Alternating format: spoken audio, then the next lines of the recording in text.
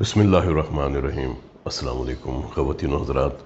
ایک خاتون میرے پاس آئیں اور کہنے لگیں کہ میری دھڑکن بہت زیادہ تیز ہو رہی ہے، رات بھر میں جاگتی رہتی ہوں، سویا نہیں جاتا، جب بھی میں لیٹنے کی کوشش کرتی ہوں تو لگتا ہے کہ جیسے دل باہر آ جائے گا۔ پھر کہتی ہیں کہ مجھے سینے میں درد بھی محسوس ہوتا ہے جب میں لمبا سانس لیتی ہوں۔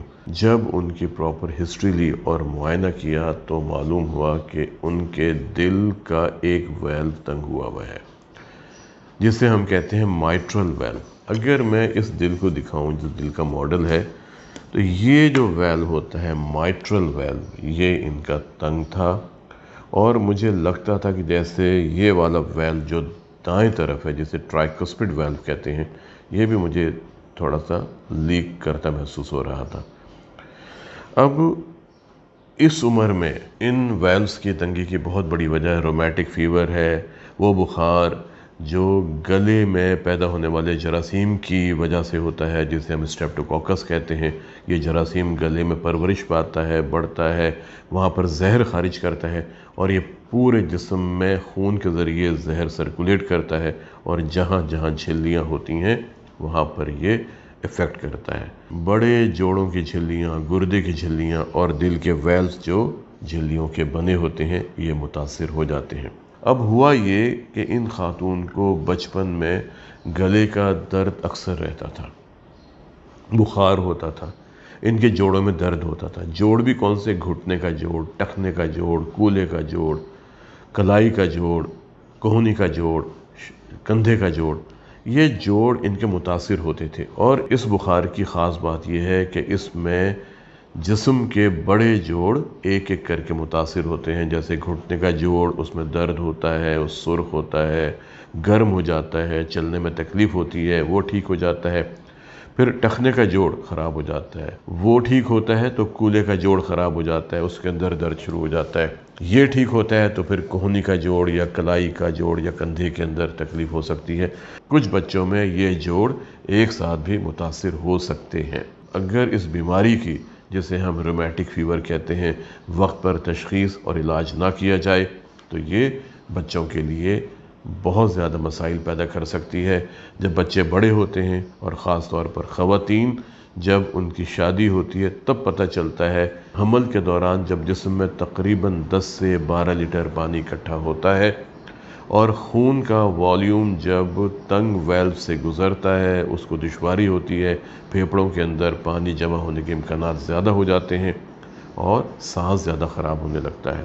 سانس اتنا زیادہ خراب ہوتا ہے کہ لیٹا نہیں جاتا۔ جب ڈاکٹر کے پاس جاتے ہیں اور وہ معائنہ کرتی ہیں تو وہ کہتی ہیں کہ آپ دل کے ڈاکٹر سے رابطہ کریں، کیونکہ مجھے آپ کے دل میں ایک خاص آواز سنائی دے رہی ہے۔ وہ آواز ہوتی ہے مرمر۔ یہ وہ ایب نارمل ساؤنڈز ہوتی ہیں جو پیدا ہوتی ہیں جب خون گزرتا ہے تنگ ویلو سے، یا وہ ویلو جو لیک کر رہا ہوتا ہے۔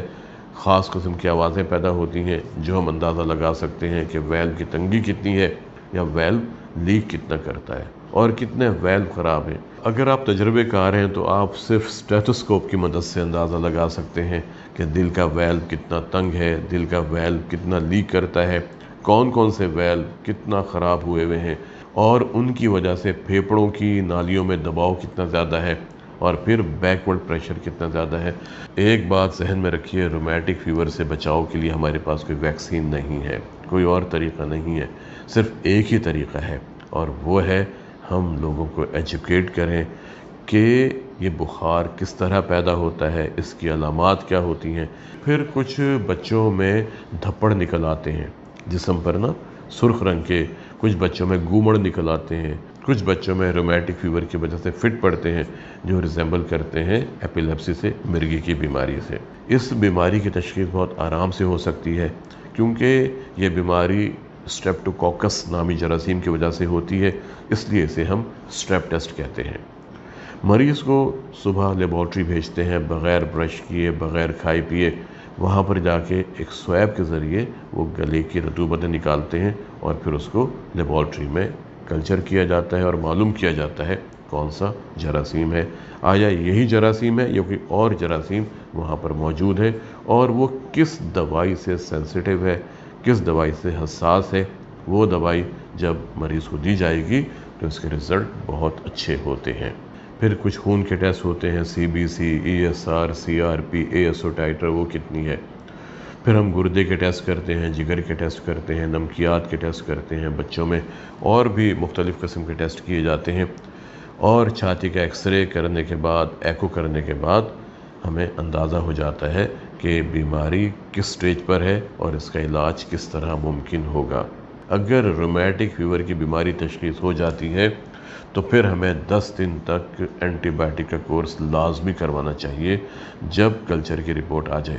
بلکہ اب تو ورلڈ ہیلتھ آرگنائزیشن، عالمی ادارہ صحت کہتا ہے کہ تھرڈ ورلڈ کنٹریز جہاں پر غربت ہے، جہاں پر لوگ مہنگے ٹیسٹ افورڈ نہیں کر سکتے، اور اگر ڈاکٹر سمجھتے ہیں کہ اس مریض کو رومیٹک فیور ہے تو انہیں پھر 10 دن کے لیے پینیسلن کا کورس لازمی کروانا چاہیے۔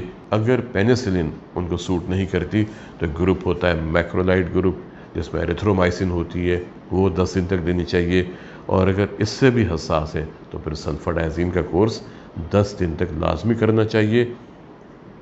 اور پھر بچوں کو ٹیکہ لگوانا چاہیے ہر مہینے کم از کم 10 سے 15 سال تک، تاکہ اس بخار سے محفوظ رہا جا سکے، اس بخار کی پیچیدگیوں سے محفوظ رہا جا سکے۔ تھرڈ ورلڈ کنٹریز میں ہی یہ بیماری کیوں ہوتی ہے؟ غربت ہے، جہاں پہ ایک کمرے میں لوگ اکٹھا رہتے ہیں، جہاں پر صحت کی سہولیات نہیں ہیں، جہاں پر صفائی کا فقدان ہے۔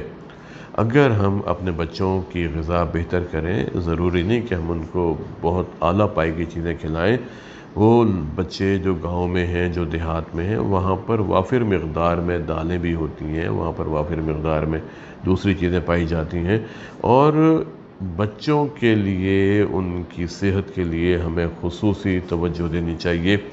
ہمیں یاد ہے ایک زمانہ تھا جب بچوں کو دودھ پلایا جاتا تھا سکولز کے اندر، اور وہ دودھ کے پیکٹس دوسرے ممالک سے آتے تھے مختلف پروگرامز کے تحت، اور ان بچوں کو دودھ پلایا جاتا تھا کہ تاکہ بچوں میں ہڈیوں کی کمزوری نہ ہو۔ ہمیں اپنے مستقبل پر نگاہ رکھنی ہے، اور بچے ہمارا مستقبل ہیں۔ اگر ہم چاہتے ہیں کہ ہم اپنے بچوں کو رومیٹک فیور سے بچائیں تو ہمیں اس تعلیم کو عام کرنا ہوگا، ہمیں لوگوں کو بتانا ہوگا کہ بچوں میں گلے کی خرابی کو کبھی بھی نظر انداز مت کریں۔ اگر بچہ آپ کا سست ہے، اگر بچے کو چلنے میں تکلیف ہوتی ہے، اگر بچہ کمزوری کی شکایت کرتا ہے، اگر بچے کے جوڑوں میں تکلیف ہے، اگر بچہ دل کی دھڑکن کی تیزی کی شکایت کرتا ہے، اگر بچے کو سانس لینے میں دشواری محسوس ہوتی ہے، تو کبھی بھی یہ مت سمجھیں کہ یہ بیماری خود بخود ٹھیک ہو جائے گی۔ ہمارے ملک میں ایک بیماری بہت کامن ہے، ہم جب بھی اپنے مریضوں سے ہسٹری لیتے ہیں وہ کہتے ہیں جی بچے کو بچپن میں ٹائیفائیڈ ہوا تھا۔ ٹھیک ہے، ٹائیفائیڈ ہوتا ہے، بیماری ہوتی ہے، لیکن جب ہم زیادہ تفصیل میں جا کے ہسٹری لیتے ہیں تو معلوم ہوتا ہے کہ وہ ٹائیفائیڈ بخار نہیں تھا، بلکہ وہ بچے کو رومیٹک فیور ہوا تھا۔ بچوں کی خوراک کا جتنا خیال رکھا جائے گا، دفاعی نظام جتنا مضبوط ہوگا، اتنا ہی ہمارے بچے صحت مند انداز میں زندگی گزار سکیں گے۔ اگر ترقی یافتہ ممالک میں رومیٹک فیور کا خاتمہ کیا جا سکتا ہے، شاذ و نادری کوئی کیس آپ کو وہاں پہ نظر آتا ہے، تو ترقی پذیر ممالک میں ہم اس بیماری پر کیوں نہیں قابو پا سکتے؟ ہم لازمی اس بیماری پر قابو پا سکتے ہیں اگر ہم اس بیماری کے بارے میں آگہی دیں، لوگوں میں علم پھیلائیں کہ ہم اس بیماری سے کیسے اپنے آپ کو بچا سکتے ہیں، اور اگر یہ بخار تشخیص ہو جاتا ہے تو پھر 5 سے 10 یا 15 سال تک ہر مہینے ٹیکہ لازمی لگوانا ہے، تاکہ اس بخار سے بچایا جا سکے اور اس بخار کی وجہ سے پیدا ہونے والی پیچیدگیوں سے بھی ہم اپنے بچوں کو محفوظ رکھ سکیں۔ آج کے لیے اتنا ہی، ملتے ہیں کسی اگلے ویلاگ میں ایک نئے ٹاپک کے ساتھ۔ اپنا اور اپنے خاندان کے افراد کے دل کی صحت کا بہت خیال کیجیے، اور کوشش کریں کہ زندہ رہیں ایک مضبوط اور توانا دل کے ساتھ۔